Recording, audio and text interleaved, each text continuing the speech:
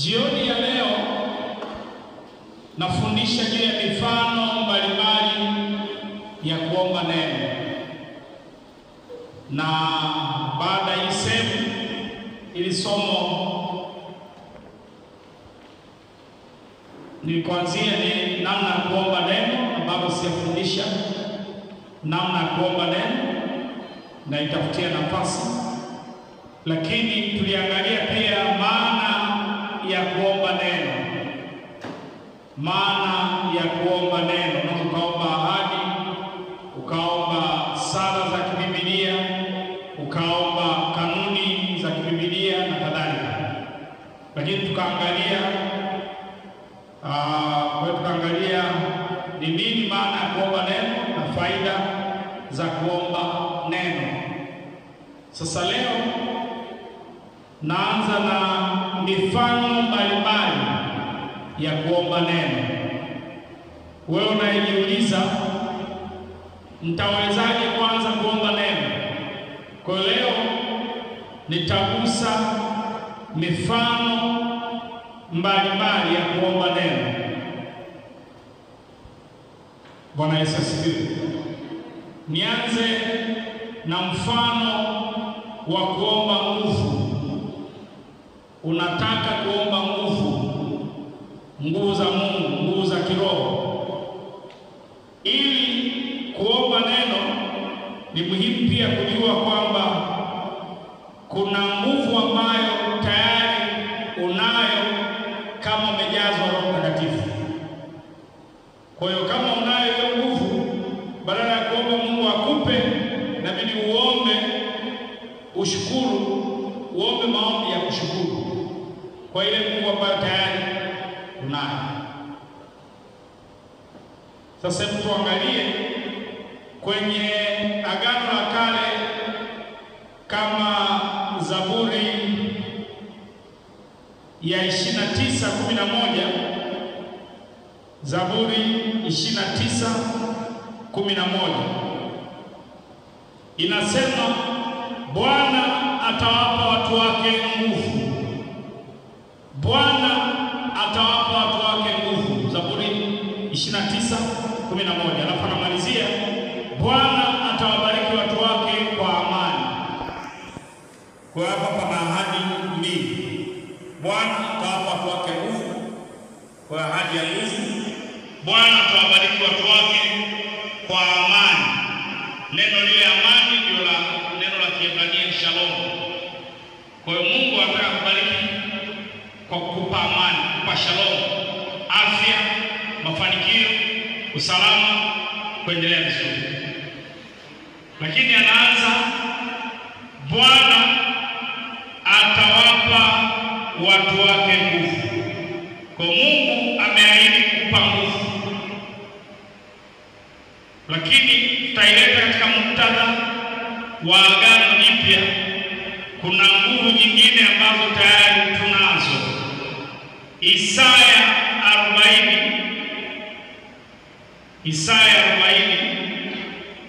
na ule mstari wa 29 nao naahidi kuhusu nguvu. Ni Isaya 40:29 mpaka 31.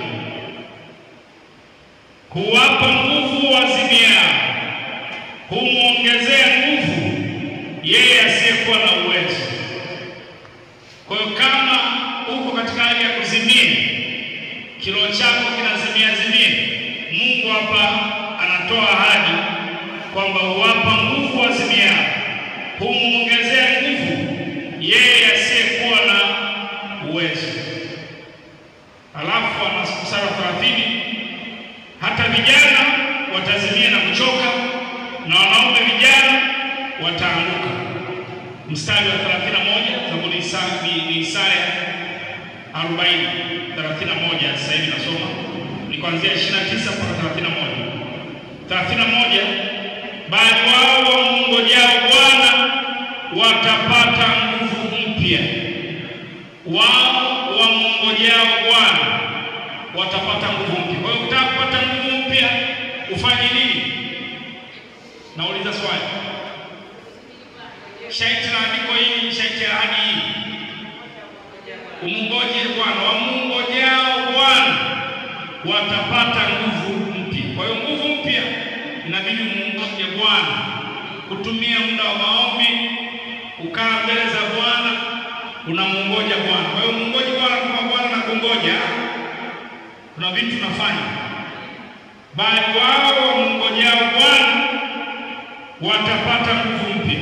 Sio nguvu ya zamani, nguvu mpya. Watapanda juu kwa mbawa kama tai, watapiga mbio wala hawatachoka, watakwenda kwa miguu wala hawatazimia. Tafsiri nyingine ya Kiingereza inasema ule mstari wa 31, bali wao wamngojea Bwana watabadilishana nguvu zao. Kwa hiyo Mungu anakupa nguvu zake na wewe unampa kile ulichonacho, utabadilishana. They shall exchange. Kwa hiyo tunapopata nguvu mpya, Mungu kama vile ambavyo unafanya service ya gari, unaondoa oil ile ya zamani, alafu unaweka oil mpya. Kwa hiyo unapomngoja Bwana unabadilishana nguvu zako zile zilizochoka, unampa yeye na yeye anakupa zile nguvu mpya. Pokea nguvu mpya katika jina la Yesu. Kwa hizi ni ahadi kwa ajili ya nguvu. Lakini tukirudi kwenye muktadha wa Agano Jipya, inasemaje? Matendo 1 mstari wa 8. Matendo sura ya 1 na ule mstari wa 8.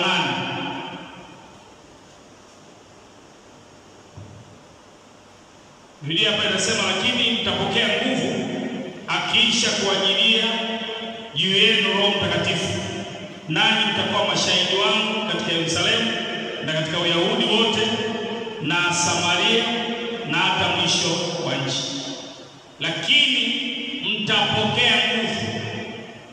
Kwa nguvu hizi anazozitaja kwenye Matendo 1:8 ni nguvu zinazokuja kwa sababu ya kujazwa Roho Mtakatifu. Kwa Mkristo aliyejazwa Roho Mtakatifu, nguvu anayo tayari. Na hili neno nguvu kwenye Matendo 1:8 ni neno la Kigiriki dunamis. Mtapokea nguvu au dunamis, ambayo neno dunamis linamaanisha nguvu ya kufanya miujiza.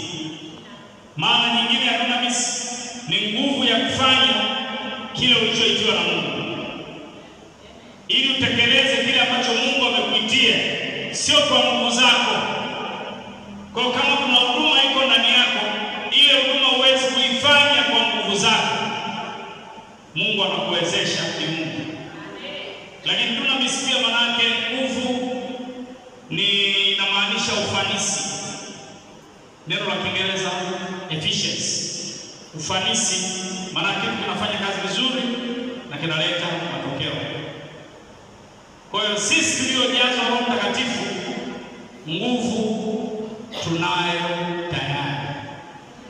Kwa hiyo upasi kuomba kwa Mungu nipe nguvu, inabidi uanze kuomba kumshukuru Mungu kwamba Mungu nakushukuru kwa sababu ya nguvu ile ambayo tayari nimeipokea. Waefeso 3:20 anasemaje? Basi atukuzwe Mungu awezaye kufanya mambo ya ajabu mno kuliko yale myaombayo au myawazayo, kwa kadri ya nguvu yake inayotenda kazi ndani yenu.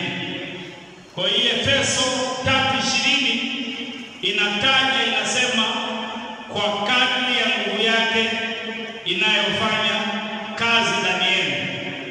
Kwa hiyo nguvu sio kwa kadri ya nguvu yake inayotenda kazi mbinguni. Nasoma tena Efeso 3:20.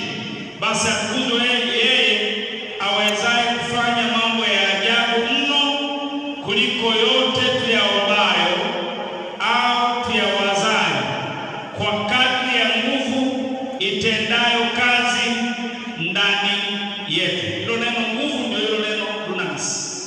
Nguvu ya kufanya miujiza, nguvu ya kufanya utekeleze kile ulichoitiwa, na nguvu ya kuwezesha uwe na ufanisi, yaani ufanye kazi vizuri na ulete matokeo.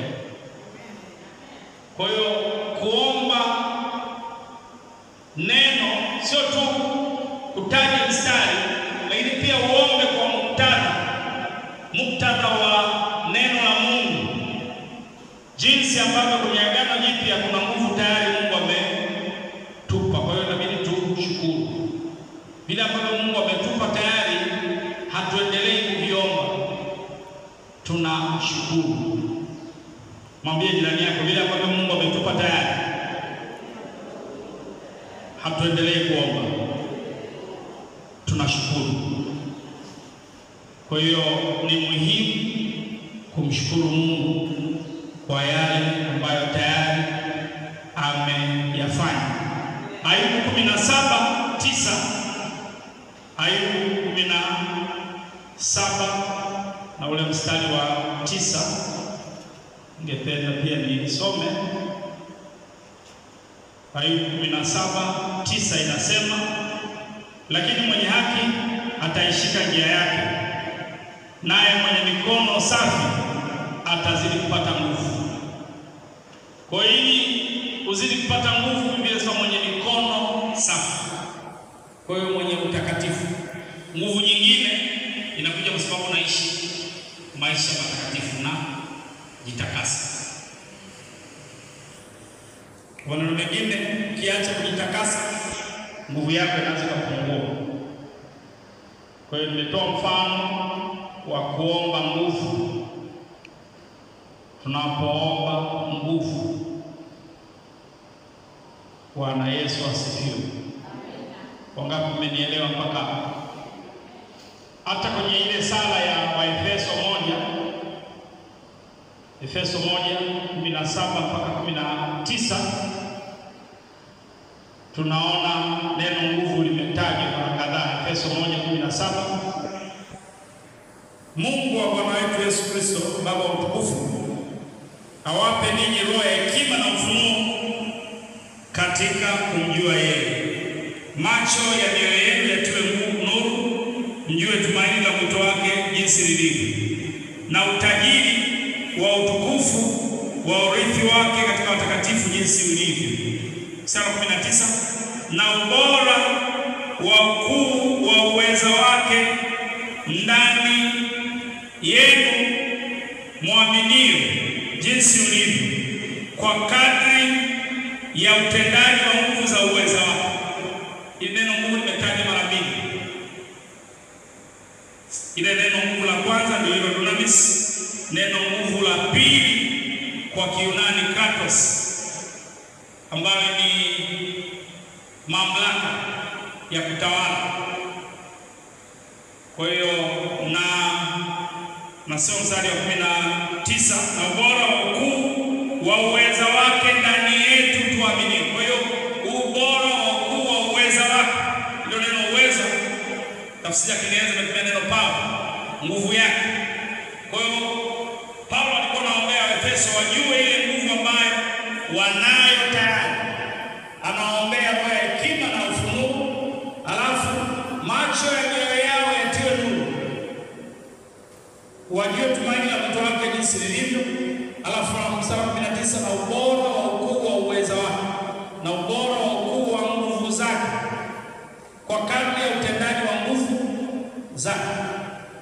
Kwa kuna nguvu ambayo ni ile tuliyopewa kupitia Roho Mtakatifu, lakini kuna nguvu nyingine, ni nguvu ile ya kutumia kile ambacho tunacho tayari.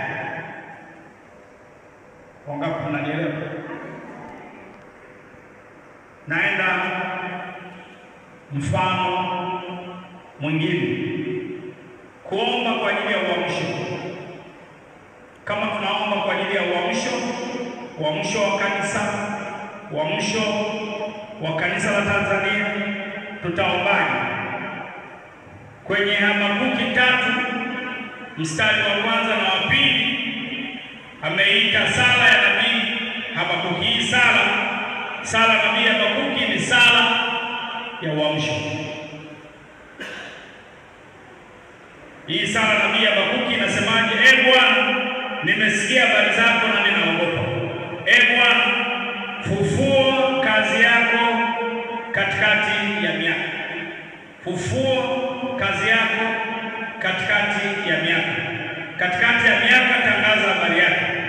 Katika ghadhabu kumbuka rehema. Katika ghadhabu kumbuka rehema. Tunapoomba kwa ajili ya uamsho, inabidi kumwomba Mungu katika ghadhabu akumbuke rehema, aonyeshe msamaha. Na msamaha kwenye maeneo gani? Hii tunaiona kwenye Sefania, kitabu cha Sefania 3. Sefania sura ya 3 na ule mstari wa kwanza na wa pili. Sefania ni karibu kabla ya kitabu cha Hagai. Nyuma yake unaipata mitaa ya kitabu cha Sefania. Hii mstari ya Sefania nilienda kwenye mkesha siku moja. Kwenye mkesha huo tulikuwa watu 3. Sasa kawepo dada mmoja ambaye alitutangulia kuokoka, akasoma hii mstari tangu miaka hiyo, mwaka 80-81. Hii mstari haijatoka, imekaa. Bwana Yesu asifiwe. Kwenye Sefania 3 mstari wa kwanza na wa pili, ole wake yeye aliyeasi na kutiwa unajisi mji wa udhalimu. Mstari wa pili inatupa maeneo 4 ya toba, kuomba rehema kwa Mungu katika ghadhabu akumbuke rehema. Kwa kutokutii sauti, hakutii sauti, hakuitii sauti, hakubali kurudiwa, hakumwamini Bwana, hakumkaribia Mungu wake. Kwa hiyo maeneo 4: kutii sauti, manake kwenda kinyume na neno linavyosema, unafanya tofauti na neno la Mungu. Hakubali kurudiwa, hayuko tayari kupokea masaisho. Hakumwamini Bwana, ni roho ya kutokuamini. Hakumkaribia Mungu, tunamkaribia Mungu kupitia maombi, kupitia mifungo. Kwa hiyo unapoombea uamsho, unaweza kaomba toba kwenye haya maeneo ya Sefania 3 mstari wa 2. Wangapi mnanielewa? Kwa hiyo tunaomba uamsho ukapita kwenye mstari kama hiyo. Lakini pia unapoomba uamsho, unaweza kutumia Isaya 43 mstari wa 19. Isaya 43:19 inasema, tazama nitatenda neno jipya. Tazama nitatenda neno jipya. Nitafanya njia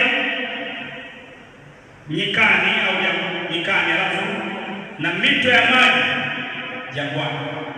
Mungu anaahidi kufanya jambo jipya. Uamsho ni jambo jipya Mungu analifanya. Kuna kanisa moja kule Marekani, ghafla roho ya uamsho ikashuka, ibada zikaanza kila siku,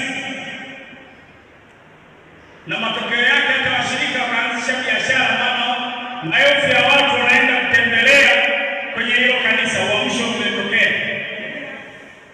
Kwa hiyo kuna faida za uamsho. Kwa wengine biashara zenu hazieni, uamsho ukitokea mtaanzisha vibanda hapo nje na mambo yenu yatanyoka.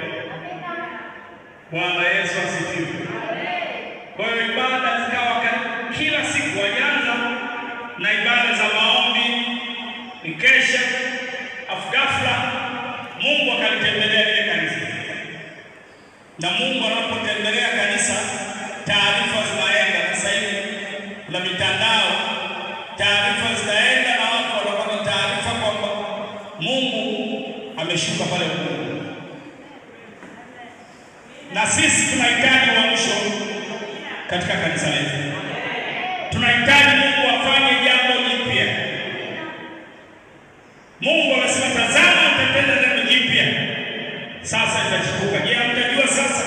Nitafanya njia jangwani na vijito, tafanya njia nyikani na vijito vya maji jangwani. Mungu anaweza kufanya jambo jipya katika kanisa letu. Lakini nabidi tulipe gharama ya kuomba. Unaweza ukaja kwenye ibada kwa mazoea kama ulivyozoea, lakini kumbe Mungu tayari ameshuka kwa ajili ya kuonekana kwa upya. Tuwe tayari kwa ajili ya uamsho mpya. Na inabidi tulipe gharama ya kuomba. Bwana Yesu asifiwe. Nimetoa mfano wa pili na ina mfano wa tatu. Ulinzi. Kwa ajili ya ulinzi. Tunapoomba kwa ajili ya ulinzi, kuna ahadi za ulinzi. Kama Isaya 26 mstari wa 3, Isaya 26:3. Utamlinda yeye ambaye moyo wake umekutegemea katika amani kamilifu, kwa kuwa anakutumaini. Utamlinda yeye ambaye moyo wake umekutegemea. Kwa Mungu anamlinda mtu ambaye moyo wake umefanyaje? Umemtegemea.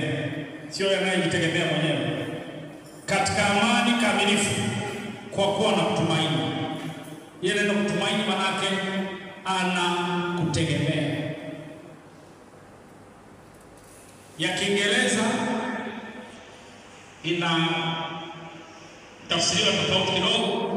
Inasema you keep him in perfect peace whose mind is stayed on you because he trusts in you.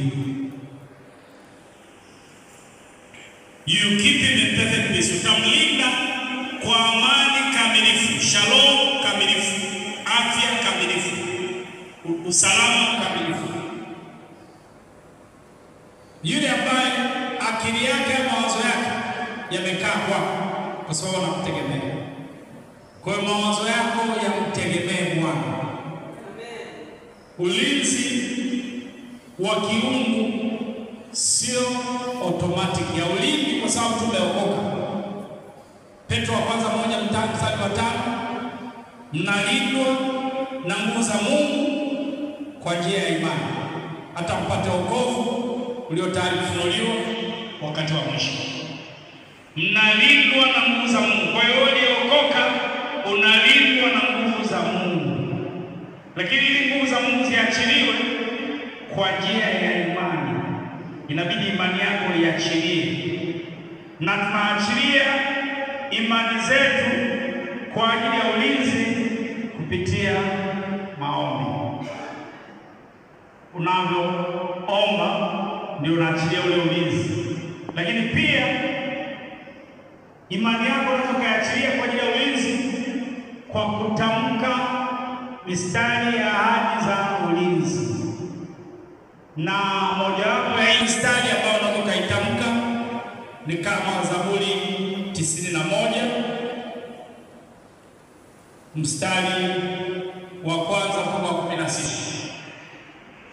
Sasa hivi tulikuwa na matangazo na pia wanasikiliza vyombo vya habari asubuhi kupata taarifa BBC, lakini pia napenda kusikiliza Radio 1. Sasa hivi kama unaweza kusikiliza Radio 1, na sasa hivi hata kama una radio nyingine unasema mchungaji Mr. Radio. Mchungaji mmoja alinielekeza nika-download. Kuna app ambayo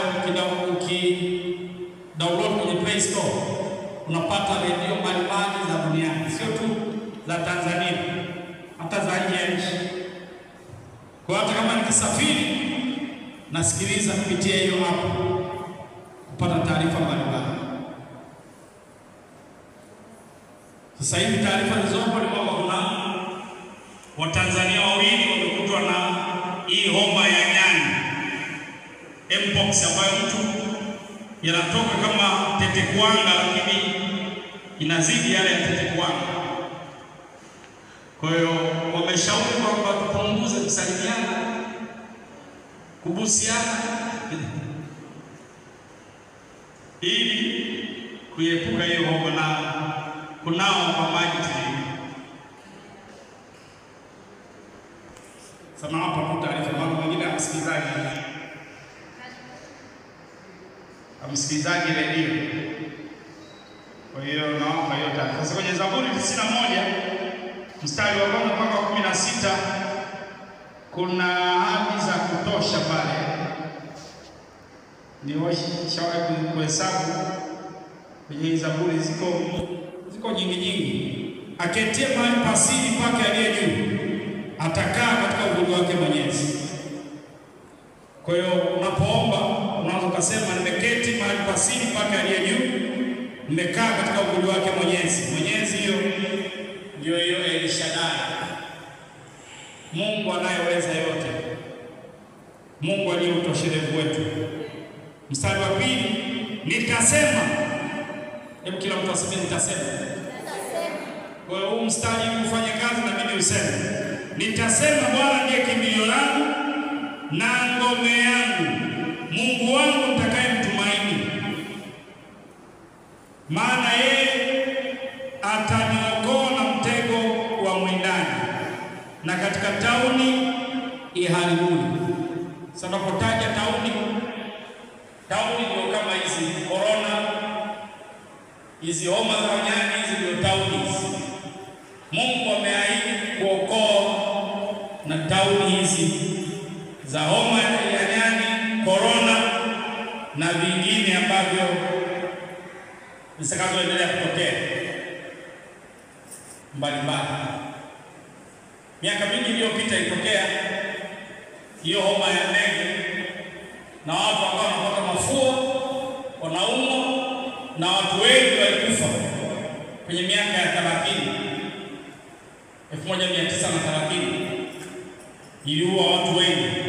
Nafikiri kwenye vita kuu ya kwanza watu wengi walikufa kwa hiyo homa. Lakini wewe unayenisikiliza leo hautakufa kwa homa ya ndege, wala hautakufa kwa hii homa ya nyani, wala corona haitakaribia hema yako.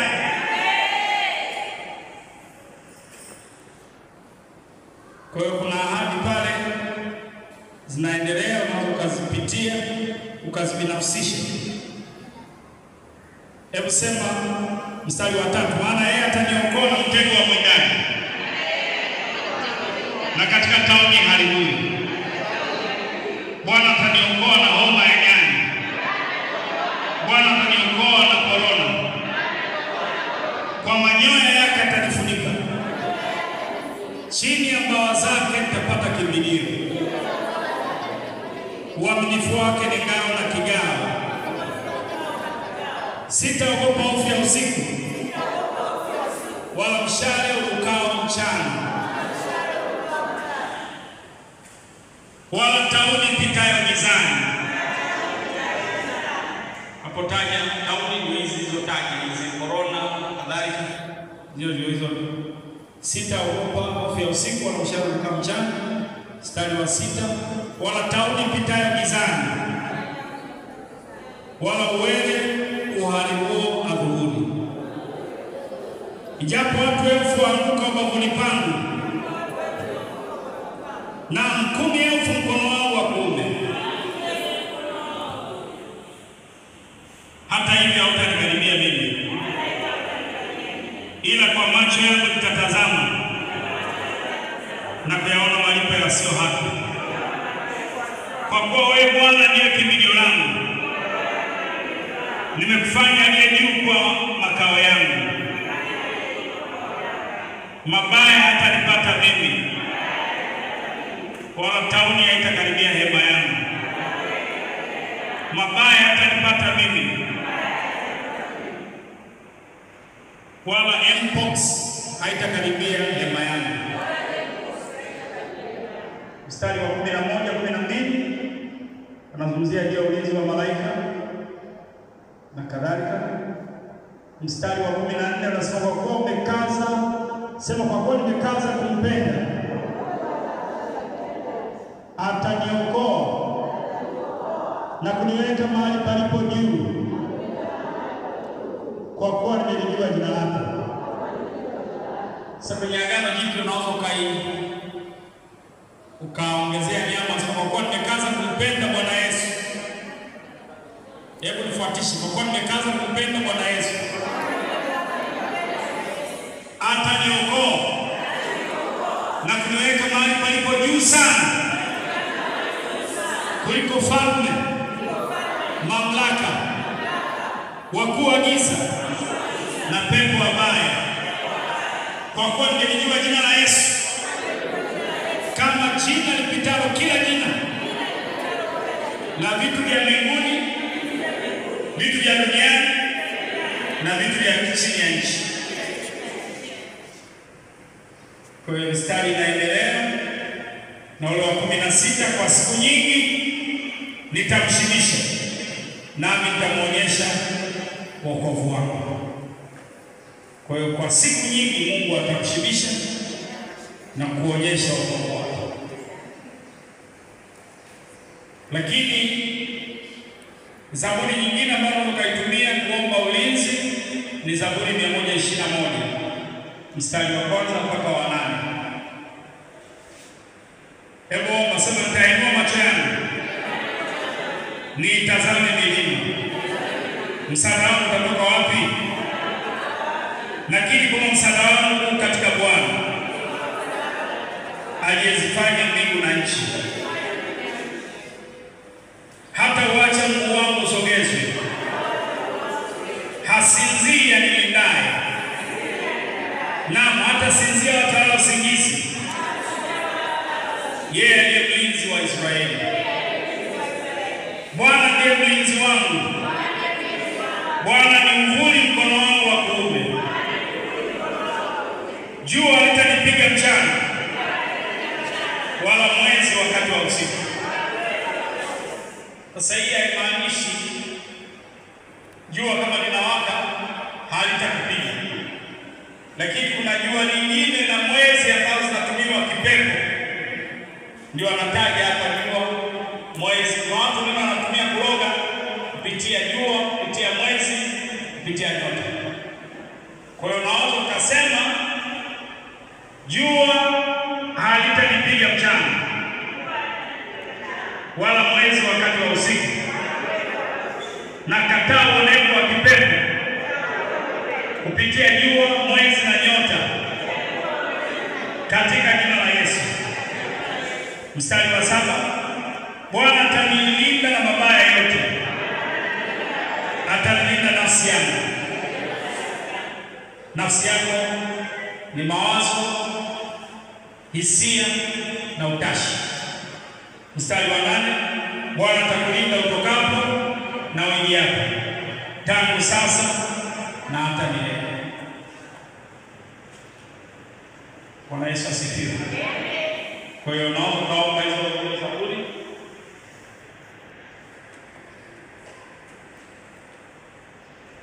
Kuna mtu aliomba zaburi, alitamka Zaburi 91, hata naendesha gari kaseleka, lakini kule kutamka Zaburi 91 haikuta gari limerudi. Ilikuwa nafikiri Marekani au Canada, ambapo kuna barafu. Watumie kuendesha kwenye barafu, gari inapata shida. Aliposereleka kwa aende kwenye nani, lakini Mungu akamwokoa kiajabu. Kwa navyo tamka neno, lile neno nalo litamka, malaika wanasikiliza sauti ya neno inayotoka duniani. Kwa ulinzi mwingine sio kuomba Mungu nilinde, lakini kutamka neno linaloahidi kile kinachoendana na uhitaji wako. Tusome kwenye Yuda 1 mstari wa 24. Yuda ni kabla ya kitabu cha Ufunuo. Yuda 1:24. Yeye awezaye kuwalinda ninyi msijikwae au kuanguka, na kuwasimamisha mbele ya utukufu wake bila mawaa katika furaha kuu.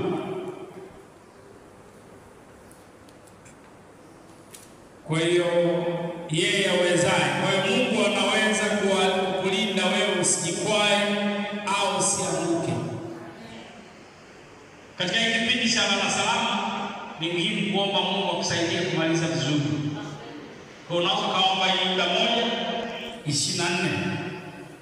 Yeye awezaye kuwa wewe uwezaye kunilinda mimi nisijikwae na kuanguka na kunisimamisha mbele ya utukufu wako bila mawaa katika furaha kuu. Na ile Yuda 1:21 inasema jilindeni katika upendo wa Mungu huku mkingojea rehema ya Bwana wetu Yesu Kristo hata mpate uzima wa milele. Jilindeni katika upendo. Yuda 1:21. Kwa kumwomba Mungu kwamba akulinde katika upendo wa Mungu, kwa sababu ili umalize vizuri unahitaji kutembea kwenye upendo, sio tu kwenye imani. Upendo ule ambao unasamehe, upendo na Biblia inasema unafunika wingi wa dhambi. Vile ulivyokosea unaweza kupuuzia, ukavidharau, alafu itakusaidia kumaliza vizuri. Watu wa Mungu tuko pamoja. Kwa hiyo tunaweza tukaomba ulinzi wa Mungu, lakini njia nyingine ya kuomba ulinzi wa Mungu ni Ufunuo 12:11 ambao unasema nao wakamshinda kwa damu ya mwana kondoo na kwa neno la ushuhuda wao. Kwa hiyo tunamshinda shetani, majeshi ya kipepo kwa damu ya mwana kondoo. Sasa wale watakatifu wa zamani kuna kitu walikuwa wanaita pleading the blood, kusihi damu ya Yesu. Kina Wakristo wa leo wengine hawajui kusihi damu ya Yesu. Sisi wa zamani ndogo tumejifunza kusihi damu ya Yesu. Kwa hiyo unaweza kusihi damu ya Yesu, you plead the blood. Ile damu ya Yesu inanena mema ya utakaso, mema ya ulinzi, mema ya ushindi. Wakamshinda kwa damu ya mwana kondoo na kwa neno la ushuhuda wao. Kwa hiyo tumia damu ya Yesu kwa ajili ya ulinzi. Sisi kama tuko pamoja.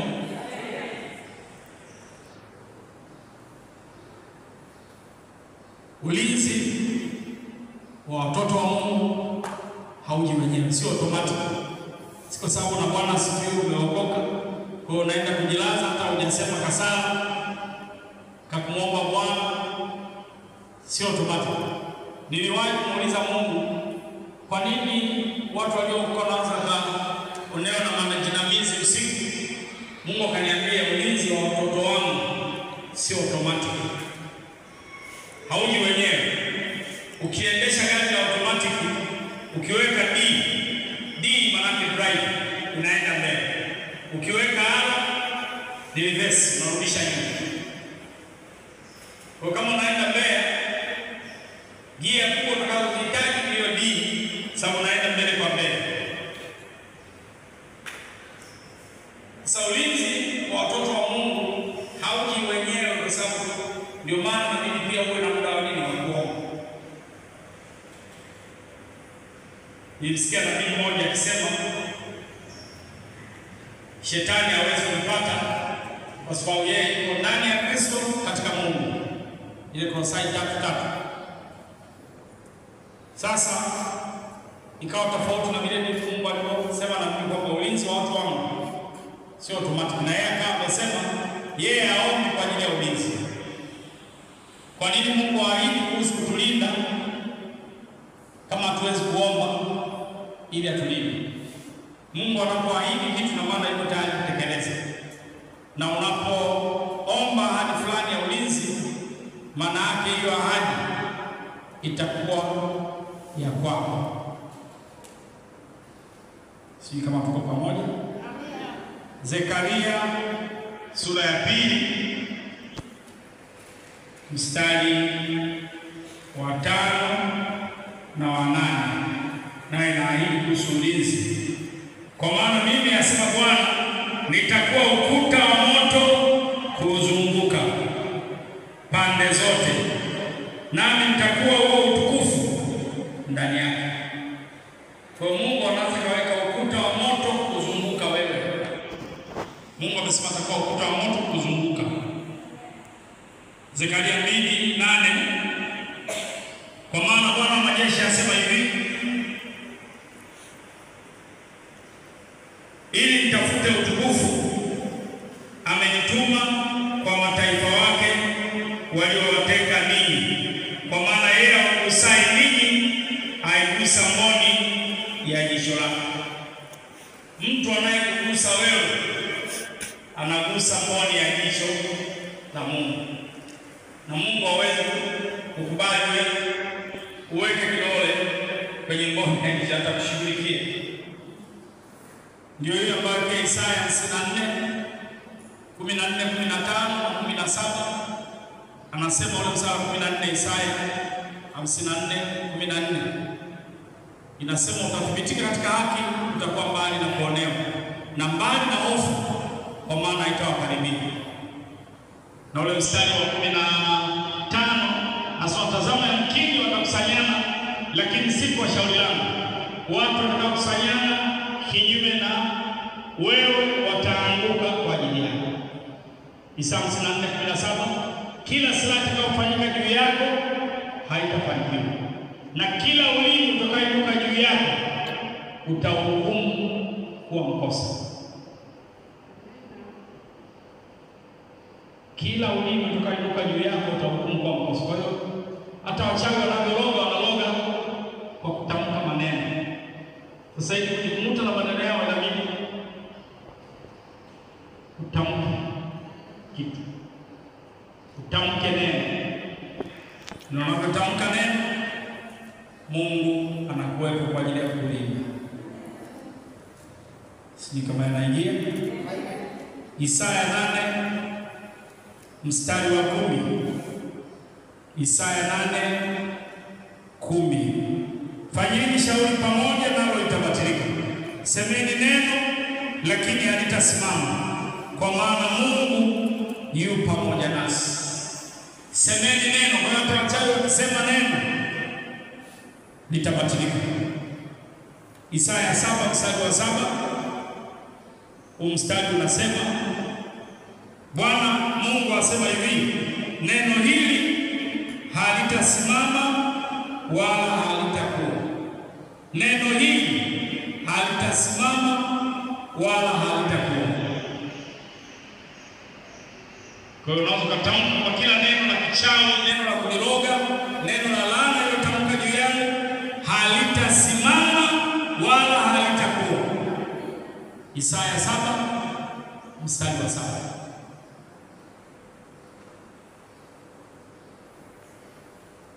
2015 wakati naomba kwa madhabahuni, Mungu aliniongoza kwa mafuta maneno mabaya yanayotamkwa kinyume na kanisa.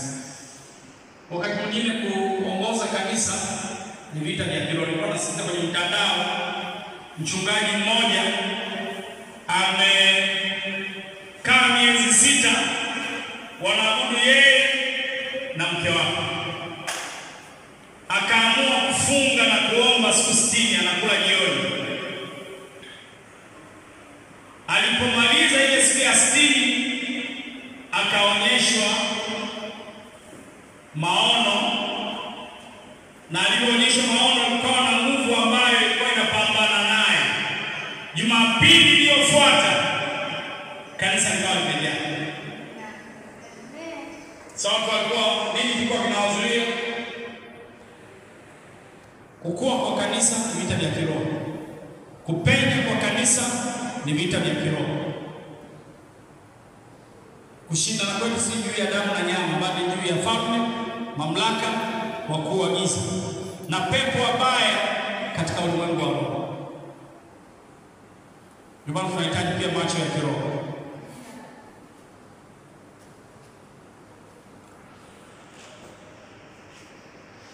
Mwanzo kaandika Zaburi 31:20. Hiyo inazungumzia pia kuhusu ulinzi kuhusiana na maneno. Zaburi 31:20. Ayubu 5 mstari wa 15 na 21. juu ya vita vya maneno. Nipige hatua niende kwenye mfano mwingine wa mafanikio. Mfano wa mafanikio kwenye Isaya. Mwenye Biblia naomba tusomee Isaya 45 mstari wa 5 kwenye Biblia yangu hii ya zamani. Kuna kurasa za Isaya 42 mpaka siku ya 40 ngapi haziko. Kwa hiyo naomba Isaya 45 mstari wa 5. George, siko kumepata. Naomba pewe maji lazima.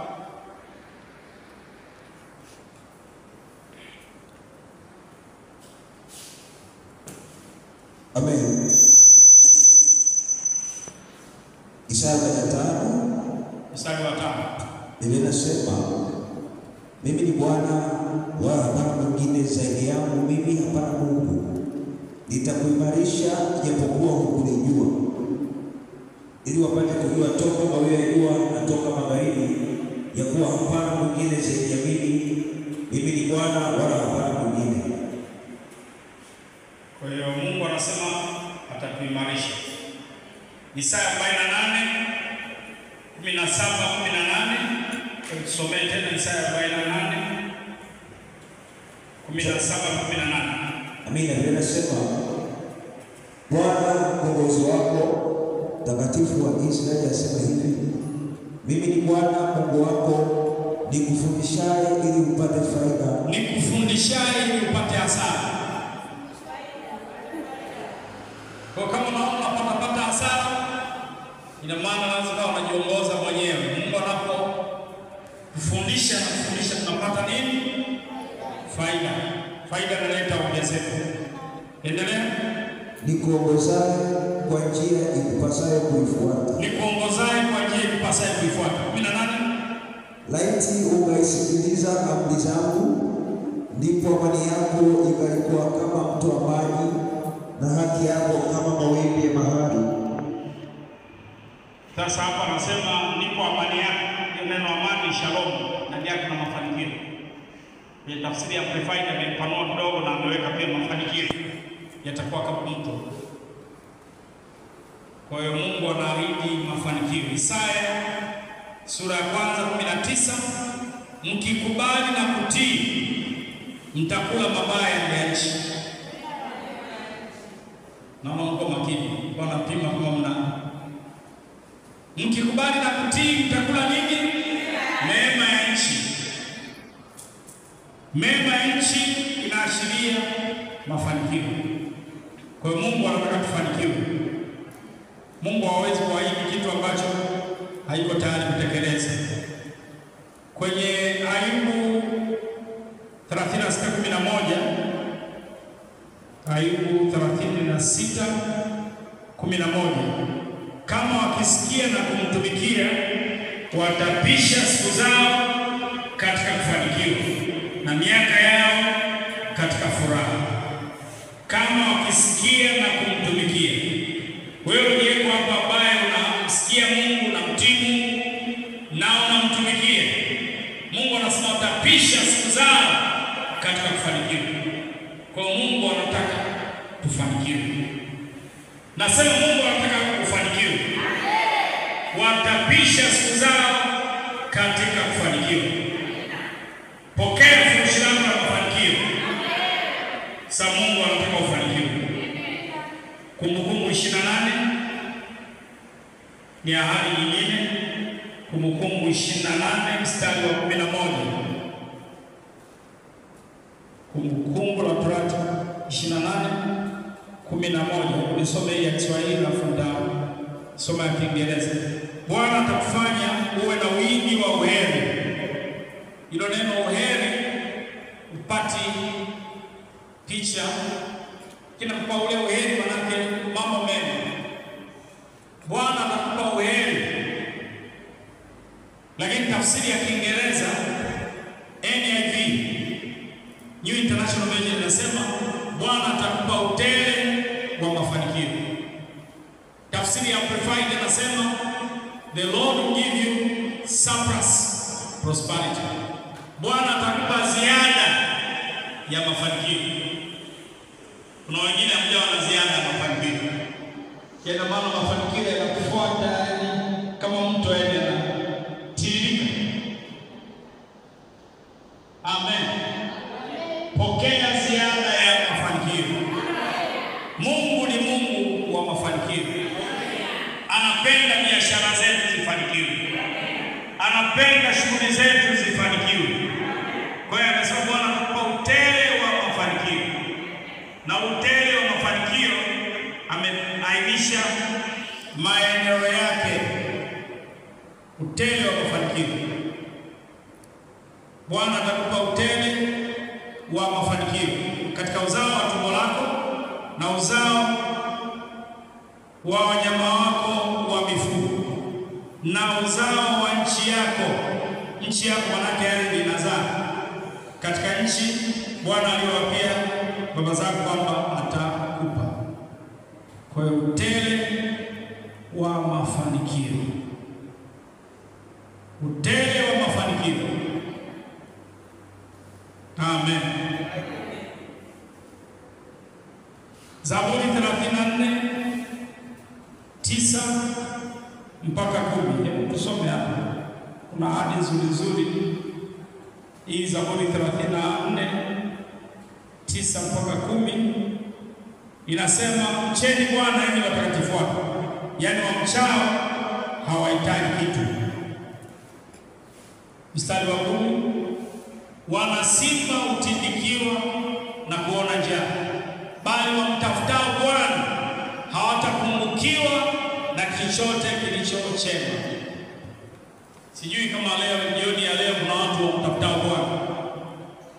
Ahadi kwa wanaomtafuta Bwana hawatapungukiwa na chochote kilichochema. Pale ninapokaa naona kuna magari yalikuwa mengi kwa sababu watu wameanzisha yadi za magari, na kuna siku niliamua kwenda kutembelea. Kuna siku kadhaa nimeenda kuangalia nikatoa tamko basi moja, nitakuja nimekamilika. Na kuna gari moja nikaingia ndani, nikawasha, ikanifurahisha lile gari. Kwa hiyo Biblia inasema tafutao Bwana hawatapungukiwa na chochote kilichochema. Wana simba hutindikiwa huona njaa, bali wamtafutao Bwana hawahitaji kitu chochote kilichochema. Vile vitu vizuri ukivihitaji vinakuja. Bwana Yesu asifiwe. Na vingine hatupati kwa sababu hatujaomba. Amen.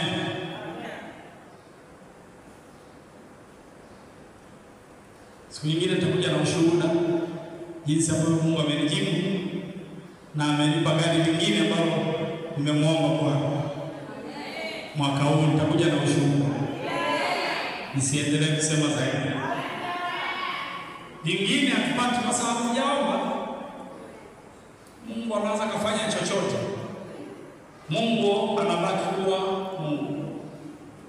Akiamua kushusha mvua za baraka zanza zikaja zaidi ya vile ulivyoomba na zaidi ya vile ulivyowaza, kwa sababu yeye anabaki kuwa Mungu. Mungu yuko pamoja na wewe jioni ya leo, na ana uwezo wa kufanya zaidi ya unavyoomba na zaidi ya unavyowaza. Kwa hiyo Mungu kama anaweza kufanya zaidi ya maombi, haimaanishi usiombe. Ila Mungu anaweza kufanya zaidi ya ulivyoomba. Mungu anaweza kufanya pia zaidi ya wazo unayowaza. Mungu akaamua kunyeshea mvua za mafanikio.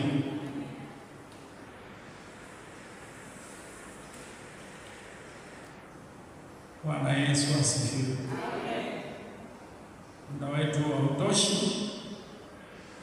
Naangalia mfano michache akitupa nafasi mambo tukaendelea. Tuishie hapa kwa leo. Hebu simama juu.